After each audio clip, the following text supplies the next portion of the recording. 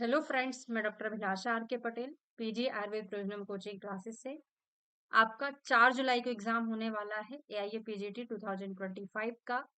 उसके लिए हमने कुछ नोट्स प्रिपेयर किए हैं जिसमें आपको आज की क्लास में पढ़ाया जा रहा है कुछ इंपॉर्टेंट श्लोका जो प्रीवियस ईयर के क्वेश्चन पेपर में पूछे गए हैं और इम्पोर्टेंट भी हैं।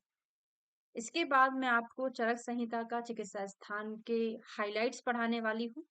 हम ये विद इन 2 डेज कंप्लीट करेंगे। ठीक है, सुश्रुत संहिता के चिकित्सा स्थान के हाइलाइट्स भी पढ़ाऊंगी। चलिए शुरू करते हैं। हरि अर्जुन लोमवत कहाँ मिलता है?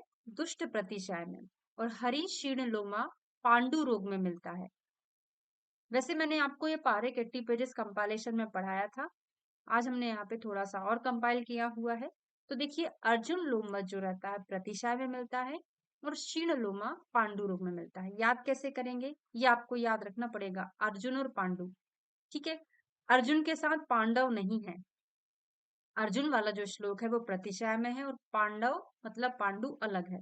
तो पांडु में जो रोगी होता है कैसा हो जाता है? क्षीण टाइप से हो जाता है, बहुत वीक हो जाता है। और अर्जुन को क्या था? सर्दी जुकाम बहुत ज्यादा हो गया था। प्रतिशय करके याद रखेंगे, बस याद रखिएगा। अर्जुन और पांडव एक साथ नहीं आए हैं। ठीक है। आहार परिणामन्ते भूयश लभते बलम। कौन सी हिक्का है? व्यपेता हिक्का है। चरक जी ने बोला है, याद मैंने आपको कराया था। व्यापारी परिणाम का वेट करते हैं। किसी व्यापारी ने किसी भी फंड में, म्यूचुअल फंड हो, एसआईपी जो भी हो, उसने अपना पैसा लगाया। वो किसका वेट करते हैं? परिणाम का वेट करते हैं कि कितना इंक्रीज हुआ है। तो व्यापत्ति या व्यापारी, व्यपेता को हम व्यापारी पढ़ेंगे, उसमें परिणाम का वेट करता है। क्षुद्र हिक्का वृद्धि मास्यातो याति भुक्त मात्रे च मार्दवम। कोड बनाकर हमने आपको क्लास में याद कराया था कि क्षुद्र मतलब जो बहुत छोटे लोग हैं। छोटा बड़ा कुछ नहीं होता इस दुनिया में, दिल से सब बड़े होते हैं। पर एक कोड है याद करने का, अन्यथा नहीं लेना है। क्षुद्रा मतलब समझ लो छोटे लोग, है ना, बहुत ज्यादा उनकी डिमांड नहीं रहती। वो क्या करते, बस उनको खाने को मिल जाए ना, ठीक रहते हैं। तो क्षुद्रा भुक्त मात्रे चा मार्दवम। और अन्नजा हिक्का में क्या आता है? कमेंट करके बताना है। मैं ही बता देती हूँ, पता नहीं आप लोग बताएंगे कि नहीं। तकलीफ होती है ना मैसेज करने में। तो उसमें क्या था? खाने पीने दोनों से शांत होती है ना। भुगते पीते करके कुछ आता है, संस्कृत टर्मिनोलॉजी आप देखेंगे। तो खाना खाने और पानी पीने से शांत होना अनजा हिक्का है। और भुक्त मात्रे चा मार्दवम किस में आता है? क्षुद्रा हिक्का में आता है। ठीक है। फिर 3 चीजें हमने सिमिलर पढ़ी थी। जीर्ण जीर्यत्याजीर्णे व पथ्यापथ्य प्रयोगेन। तो अन्य द्रवशूल में मैंने आपको यहाँ पे जीर्यत्य और यहाँ आ करके लिखाया था, याद है ना आपको? जीर्णे मतलब कंप्लीटली डाइजेशन, जीर्यत्य ड्यूरिंग डाइजेशन, आजीर्णे बिना पचे। तीनों कंडीशन में अगर पेन हो रहा है तो वो अन्य द्रव शूल है। अन्य द्रव शूल का परिणाम शूल, है ना, अत्य भस्मक रोग। इनका डिफरेंशियल डायग्नोसिस क्या था? याद है ना? वांत मात्रे लभते शांति। क्या था? मतलब उल्टी करने के बाद ठीक हो जाना। कौन सा शूल था? अन्य द्रव शूल था। ठीक है। तो जीर्णे जीर्यत्य आजीर्णे, आ से आपको अन्य द्रव शूल याद करना था। परिणाम शूल क्या होता है? भुक्ते जीर्यति यत शूलम तदेव परिणाम जम। देखिए, परिणाम आनते वाला परिणाम शूल नहीं है ना, वो व्यपेता है।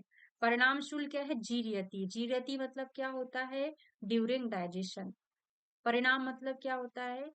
जब भोजन परिणाम को प्राप्त हो रहा है। परिणाम को प्राप्त होना मतलब पच रहा है। ड्यूरिंग डाइजेशन मतलब उस समय पे पित्त की प्रधानता होती है। ठीक है।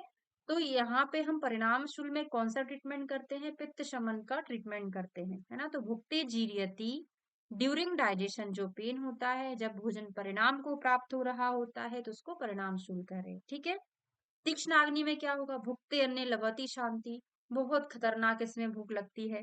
जैसे ही हमने खाना खाया हमको शांति मिल गई।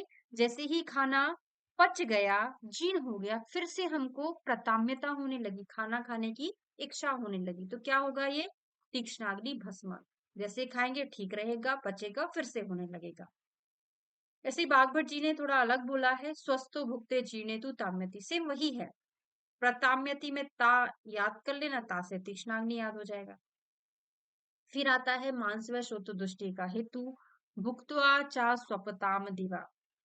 खाना खाने के बाद सो जाने से मांस व श्रोतो दुष्टि होती है।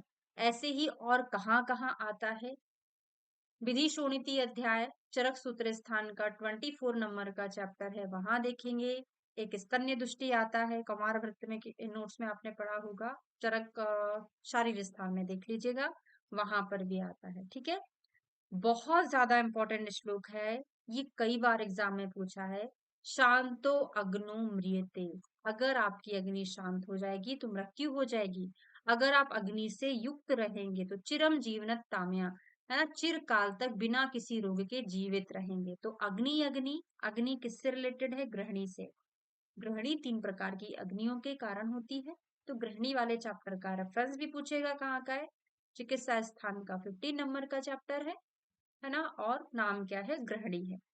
गुल में क्या है, मंदो अग्नि वर्धितो, डेस डेस पूछेगा, मंदो अग्नि वर्धितो गुल में दीप्तो चाग्नि प्रशाम्यति, जैसे अग्नि मंद होगी गुल्म बढ़ जाएगा। गुल्म में किस दोष की प्रधानता होती है, वात की।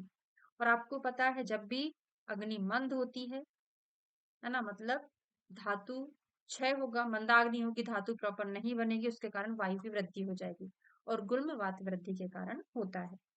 गंधान ना वेत्ती, केवल गंध का ज्ञान ना होना, दो चीजें हैं, एक चीज में दो चीजों के नाम याद रखेंगे, रक्तज और दुष्ट प्रतिशय। और नावेंदी गंध रसाश, गंध और रस का ज्ञान ना होना, दो चीजों में एक नाम याद रखेंगे, अपीनस। साथ में पीनस भी लिखा रहता है, तो ये कोई अलग नाम नहीं है, किसी किसी ने इसको अलग भी बोला है, बागभट जी ने एक ही बोला है ना। तो पीनस अपीनस, गंधरस और रक्त दुष्ट प्रतिशय में केवल एक चीज का ज्ञान नहीं होता, वो है गंध। कैसे याद रखोगे, ओनली गंध, रक्त की ओनली गंध आती है लोगों को। ठीक है, भुक्त्वा चा स्वप्नम दिवा, अत्याग्नि रोग की चिकित्सा देखिए, खाना खाने के बाद सो जाने से मांसव स्रोतों की दुष्टि होती है, और खाना खाने के बाद सो जाना एक चिकित्सा है अत्याग्नि रोग की। जीर्णे जीर्यति चाद्यमानम भुक्ते स्वस्थम उपैति, क्या है, खाना पचने के बाद, खाना पचने के दौरान आद्यमान होता है, और जैसे ही खाना खा लिया वातज गृहिणी शांत हो जाती है। गृहिणी को हम यहाँ पे हाउस वाइफ से कोरिलेट करेंगे।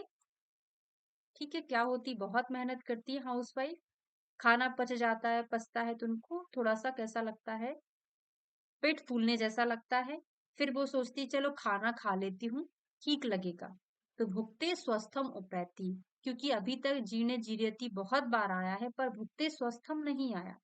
वो किस में आया था, वो आया था अत्याग्नि में, भुक्ते अन्य लभते शांति करके आया था, है ना। तो ये अत्याग्नि और ये काफी मैच करता है एक दूसरे से। ठीक है, दिवा प्रकोपो भवती रात्रो शांति ब्रजेच, ये बहुत इंपॉर्टेंट है, संग्रहणी में बताया है कि दिन में प्रकोप हो जाता है, रात में शांत हो जाता है ना। बच्चे परेशान करते हैं गृहिणियों को, दिन में उनको गुस्सा आने लगता है, और रात में जब बच्चे सो जाते तो शांति मिलती है। ठीक है, ऐसे करके इसको याद करेंगे। दोष दोष धालु धातु मल मूलम ही शरीरम किसका है, सुश्रुत का है। देहस्य में दोष धातु मल मूलो ही देहस्य, संग्रह का ये यहाँ पे थोड़ा सा मिस है, दोष धातु मल मूलो ही, कुछ गलत है ना, यहाँ पे इसको एक बार देख के आप सही करिएगा। हा करके आता है तो संग्रह में हा आता है, और देहसिया आता है तो ये हृदय है, यहाँ पे थोड़ा सा कुछ मिस है ना, देखना आप। मुहुर्दाहो मुहुशीतम कहाँ मिलता है, पी के बार बार उल्टी करना, कोड बनाया था। पी के, आपने कोई ज्यादा चीज, कोल्ड ड्रिंक बहुत ज्यादा पी ली है तो बार बार उल्टी होना, बार बार को संस्कृत में हम क्या बोलते हैं, मुहुर मुहु बोलते हैं, है ना। तो पी से पित्त, के से हो जाएगा कफज। सन्निपात में छड़े दाह छड़े शीतम, सन्निपात का हमने कोट बनाया था, सन्नी देवल का 2.5 किलो का हाथ किसी के ऊपर पड़ेगा तो क्षण भर में प्राण चले जाएंगे, है ना। तो छड़े दाह छड़े शीतम। जलवस्ती समस्पर्शा किसमें मिलता है, पक्व व्रण शोक में मिलता है, जल वस्ती के समान। तो जब कोई व्रण पक जाता है तो इनलार्जमेंट हो जाता है उसका, ठीक है, तो ऐसा लगता है कि उसमें पानी भरा हुआ है। आद्यमात वस्ती रे पश्चिमान व्रण शोक में मिलता है। अम्बुपूर्ण, ये बहुत सेम चीजें कहाँ कहाँ मिलती हैं, तो अम्बुपूर्ण द्रति क्षुभ्यति, तो मूत्र में क्या है, पानी जैसा रहता है ना, तो अम्बुपूर्ण मिलेगा। और वात में संधि वात में, है ना, वातपूर्ण संधि वात में मिलेगा। आधमात द्रति शब्दवत, शब्द कौन करता है? वायु जब इधर उधर बहती है तो उसमें आवाज आती है, गुड़गुड़ाहट की आवाज आती है, तो शब्दवत वातोदर में मिलेगा। अभी मैं कंपेयर करके याद करा रही हूँ, ठीक है। सुश्रु जी ने बोला है यथा द्रुति शब्दते कंपते च शब्दायते जलोदरा। देखिए, जलोदर मतलब एसाइटिस का पेशेंट। जब आप फ्लूट थ्रिल का एग्जामिनेशन करते हैं तो कैसे करते हैं? पेशेंट को हमने लिटाया, एक कोई अटेंडर है उसको बीच में हाथ रखने को बोला, पेट के बीचों बीच, हमने यहाँ पे टैप किया और हमने अपना हाथ दूसरे साइड रखा। तो ये पूरा एक इमेजिनेशन है, इमेजिनेशन है, रियल एग्जामिनेशन भी है। हमने छुआ, छुब्बेते याद हो गया, छुब्बेते, कंपिते, हमने जब उसको टैप किया तो यहाँ पे इसको हमने छुआ पढ़ लिया, छुब्बेते, कंपन हुआ कंपिते, और यहाँ पे हमको महसूस हुआ तो शब्द आए थे, पूरा सीक्वेंस से आता है, वो जलोदर में है ना। तो छुब्बेते कंपते चा शब्दायते करके आता है, वो जलोदर में है। लेकिन ओनली छुब्बती करके आएगा, कंपते शब्दायते नहीं आएगा, वो मूत्रज वृद्धि में मिलता है। वैसे अम्बु से पहचान सकते हैं, पर जलोदर जल में भी अम्बु रहता है ना, जलोदर में भी अम्बु भरा रहता है, इसलिए कंफ्यूजन हो सकता है। ऐसे ही चरक्का है, क्षोभा संस्पर्शा, मतलब छुब्बिते या क्षोभा तो दोनों आचार्य का रहेगा, बस आपको ये पता हो जाएगा कि ये जलोदर का है। विशेषस्तु मंदाग्नि अर्श होता है, और मंदाग्नि नाम विशेषतः उदर रोग में मिलता है, ये चरक का है। और आचार्य बागभट जी ने क्या बोला है? रोगा सर्वे अपि मंदाग्नो जायन्ते।